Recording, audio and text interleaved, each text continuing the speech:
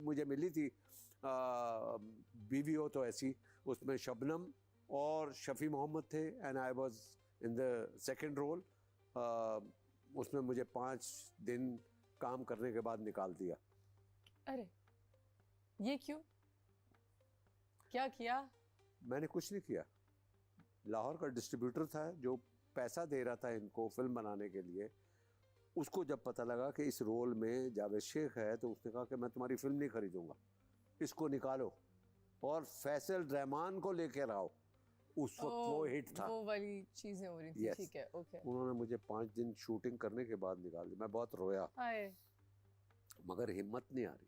हिम्मत नहीं आ रही। यस, हाँ, मैं निकल गया फिल्म में से, मेरी जगह फैसल रहमान आ गया।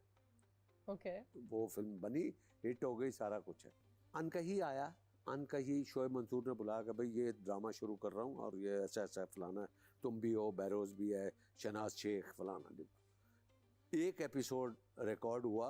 उस ज़माने में ऐसा होता था, पहले एपिसोड रिकॉर्ड करके उसको इस्लामाबाद भिजवाते थे हेडक्वार्टर अप्रूवल के लिए। हसीना मोइन का लिखा हुआ और Shoaib Mansoor one of the best directors of Pakistan. बिल्कुल। तो वो उसको रिकॉर्ड करके भेज दिया और भेजा, और वहाँ से तकरीबन वो उसकी अप्रूवल आ गई थी। और इसी दौरान हमें एक डायरेक्टर थे गज़नफ़र अली, ओके। ठीक है, वो टीवी पे भी उन्होंने काफ़ी काम किया है। वो एक फिल्म बना रहे थे, फिल्म का नाम था दूसरा किनारा, ओके। और उसमें दीप्ति नवल हीरोइन थी। ओके। वो सुनो ना, दीप्ति नवल हीरोइन, जावेद शेख हीरो, और मेरे साथ साथी अदाकार शफी मोहम्मद एंड बैरोज सब्जवारी। अरे और पूरी फिल्म शारजा में शूट होनी है। अच्छा।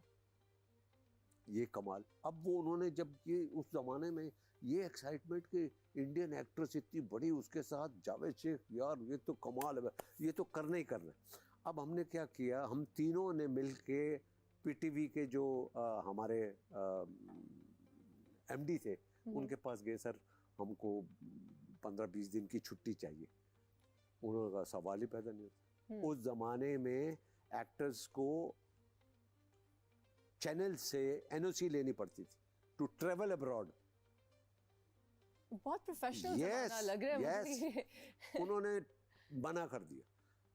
Shafi Mohammad was doing a serial called Afsha at that time, जिसकी 10-12 एपिसोड चल चुकी थी, मगर वो एक्साइटेड था कि फिल्म, यार हमने ये तो कभी नहीं छोड़े, दीप्ति नवल के साथ फिल्म है, उधर है, ये है, वो है। मैंने भी कहा, बैरोज ने भी कहा, भाई ये छोड़ो, अनकही भाड़ में जाए। और इसका अनकही नाम नहीं था, इसका नाम था अजनबी। अजनबी। ओके।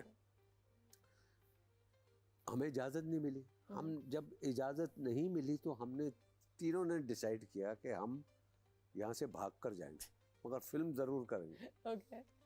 और हमने सीक्रेट मीटिंग शुरू कर दी। वो मीटिंग में आज है, तुम परसों सीट हो गई है, ये है, तुमने उधर से आना है, मैंने इधर से आना है, हम एयरपोर्ट पे मिलेंगे, हम जाके चेक इन करेंगे, निकल लें। वो ठीक है। अब हम चेक इन के लिए जा रहे हैं तो सामने से जो प्रोग्राम मैनेजर थे पीटीवी के, वो सामने से अरे तुम लोग कहाँ? अब हम घबरा गए। हमने कहा ओ हम किसी को लेने आए हैं। तो बोला लेने आए तो ये तो डिपार्चर लाउंज है, ये वो तो अराइवल में ले रहा है।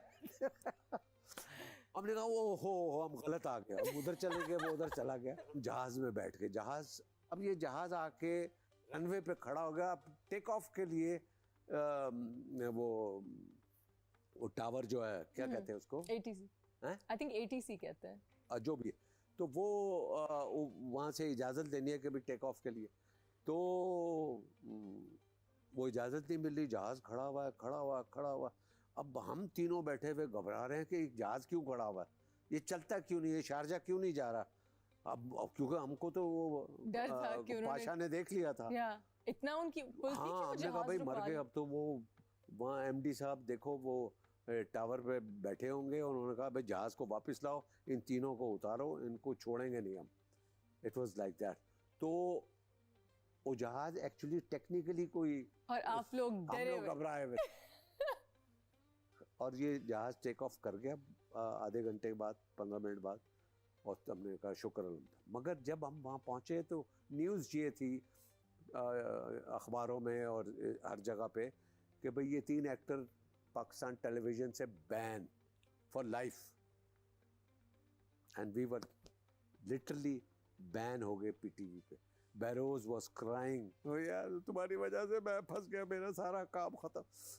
तो हम तीनों 10 महीने हम लोग पीटीवी से बैन रहे। Oh my God. ठीक है, अब जो पीटीवी हेडक्वार्टर है उसने इनको शोएब मंसूर को कहा कि भाई वो तुमने अजनबी जो शुरू करना था वो तुम 10 महीने से वो लगा, कह रहा है अभी वो स्क्रिप्ट कंप्लीट नहीं हुआ, ये नहीं हुआ, वो ही वाज वेटिंग कि हमारा बैन हटे ताकि जावेद शेख को इसमें लेना ही लेना। That's a good friend. Yes. That's a great friend. So he was वो time खरीद रहे थे. Yes, He's yes. buying time. And he waited for 10 months. Wow.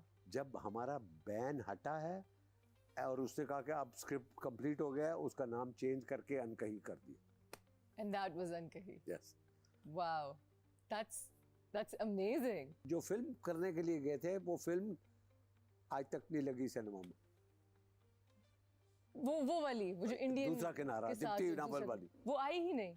वो आई नहीं, जिसके लिए आप लोग बैन हो गए 10 महीने, 1 साल आपने। yes. और इतनी मुझे मिली थी बीवी हो तो ऐसी, उसमें शबनम और शफी मोहम्मद थे and I was in the second role.